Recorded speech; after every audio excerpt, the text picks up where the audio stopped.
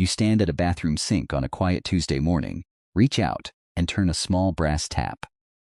Warm water flows over your fingers, sending a thin wisp of steam up against the glass mirror in front of you. It is an action so frictionless, so entirely routine, that your mind registers it as nothing more than background noise.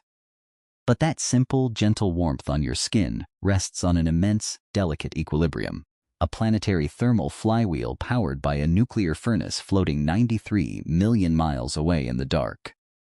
We treat that heat like a birthright, an atmospheric guarantee written into the nature of reality itself. Then, without a sound, the furnace goes out. When people picture the sudden disappearance of sunlight, the mind almost always jumps to a cinematic instant of frozen doom, a dramatic, split-second flash freeze where oceans turn to solid glass in seconds and human beings freeze like statues mid-stride. But atmospheric thermodynamics does not operate like a Hollywood prop. The true nature of this catastrophe is far stranger and far more agonizing. Earth's atmosphere and oceans hold an unthinkable volume of thermal energy, acting as a massive planetary heat sink. Losing sunlight does not mean instant ice. It means a creeping, relentless bleeding of warmth into the void, a slow, mathematical decline where civilization fractures long before the air itself turns to liquid. To understand how humanity navigates a world stripped of its primary energy source, we will not rely on abstract global maps or vague disaster tropes. Instead, we are going to trace this planetary thermal collapse through the documented experiences of 4 specific locations, and the people attempting to survive within them as the cold takes hold. 4 days after the dark sets in, inside a glass greenhouse spanning 30 acres in Westland, the Netherlands, the silence is broken only by the sharp, metallic click of automated grow lights shutting down as the regional electrical grid fails. An agro-engineer walks down an aisle between millions of cultivated crops, holding a battery-powered lantern.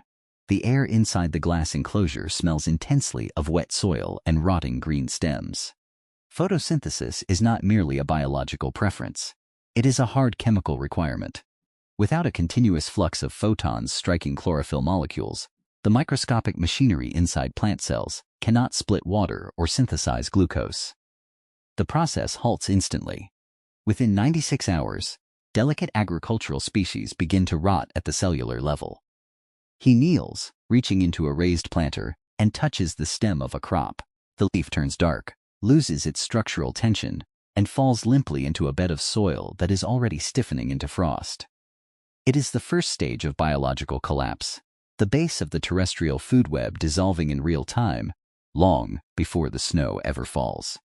2 months into the dark, 30 meters beneath the frozen streets of Tashkent, Uzbekistan, the air hums with the harsh electric screech of an arc welder sealing heavy iron security doors. Upper surface temperatures have plunged past -30 degrees Celsius, transforming the city above into an unnavigable desert of frost. Below ground, Tashkent's famously ornate marble metro stations have been converted into subterranean residential wards. Thousands of families live on makeshift wooden cots, arranged along the train platforms beneath Soviet-era chandeliers. Here, the primary crisis is not just physical temperature. It is the total disintegration of human biological time. Without natural daylight to calibrate the brain's suprachiasmatic nucleus, the body's circadian rhythms shatter. Melatonin and cortisol production flattens into chaos. Chronic insomnia, severe clinical lethargy, and deep psychological fragmentation spread through the underground population. People sleep for 3 hours, wake up confused, and lose all sense of whether it is morning or midnight outside. Near the edge of the station platform, a young girl sits on a marble step, holding a bright yellow crayon. On a torn piece of cardboard, she carefully draws a glowing circle with long rays, holding it up to the harsh glare of a fluorescent emergency light to see if it still looks real. We are only 2 months into this scenario, and already the surface of our planet has been rendered virtually uninhabitable. If you are following the underlying logic of this collapse, you know that what comes next isn't just about enduring the dark. It is about where humanity turns, when the sky no longer provides power. Stay with us as we move deeper into the timeline, to see how human engineering attempts to construct a secondary civilization beneath the stone.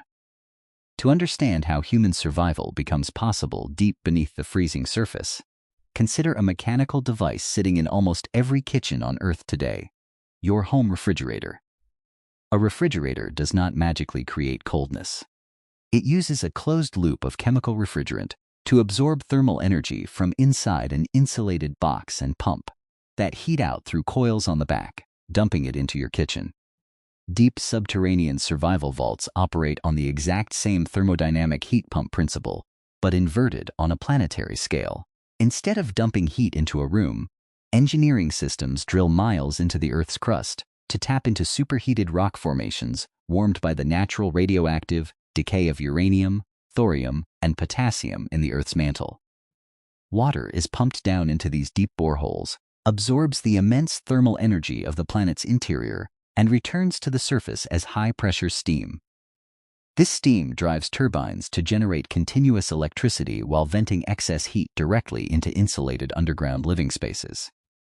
It is your kitchen appliance, scaled up to shield human civilization from the vacuum of space.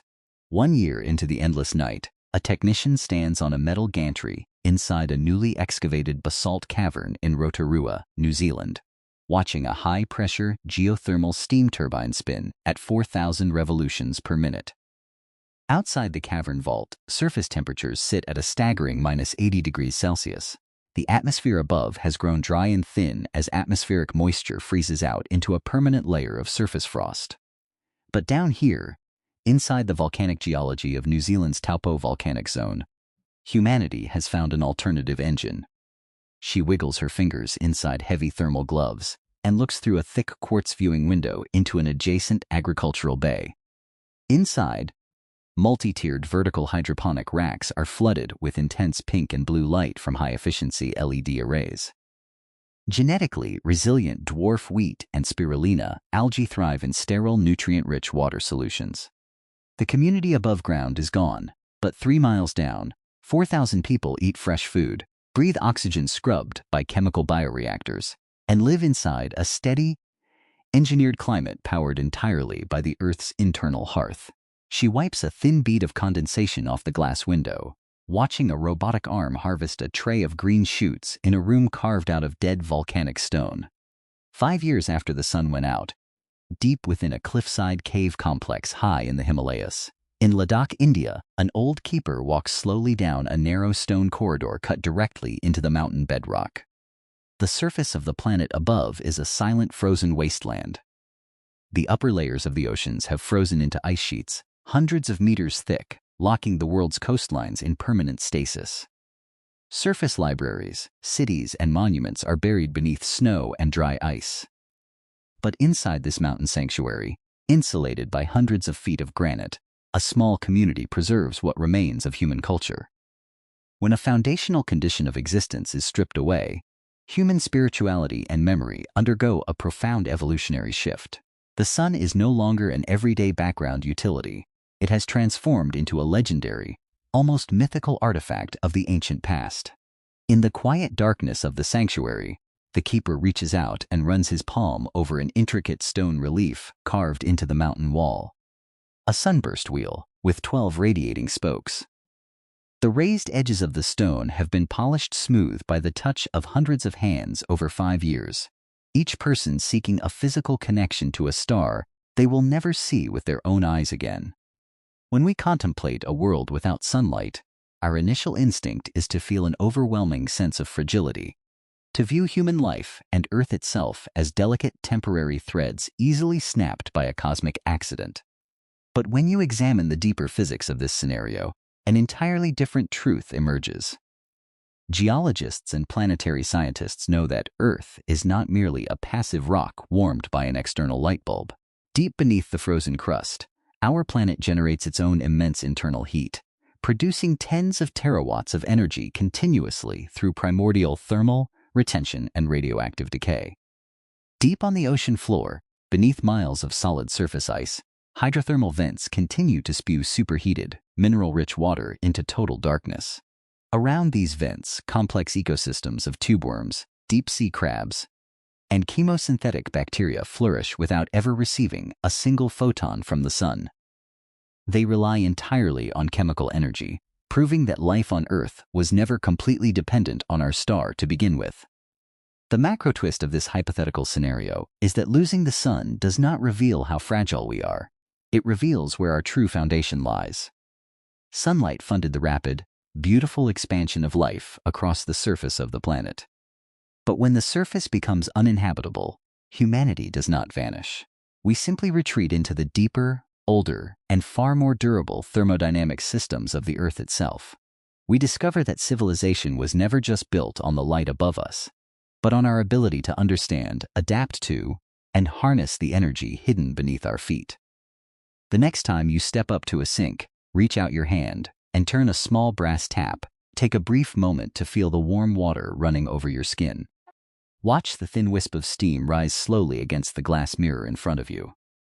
It is not just a daily convenience or a piece of domestic plumbing. It is a quiet, miraculous gift from a star 93 million miles away and a planet holding on to its heat. Enjoy the warmth while you feel it. For now, the engine is still running,